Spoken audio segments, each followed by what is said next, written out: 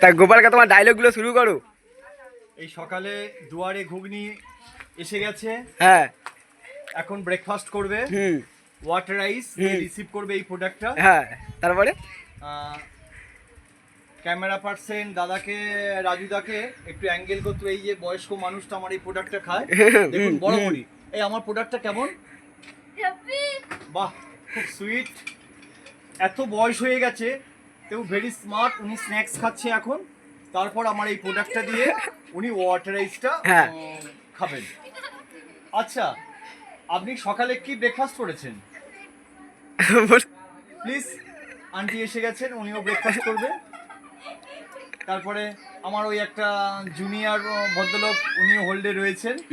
এই পাপাই, এদিকে মঞ্চে এসো, মঞ্চে এসো, ব্রেকফাস্ট করে নাও, একটু পালন পনির খেয়ে নেবে।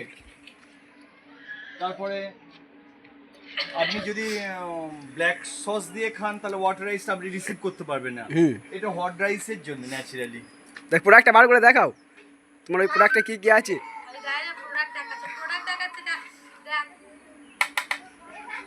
পুরো খাঁটি তো? হ্যাঁ, আর এটা হচ্ছে আমরা মডিফাই গার্লসদের জন্য একটা পার্টস।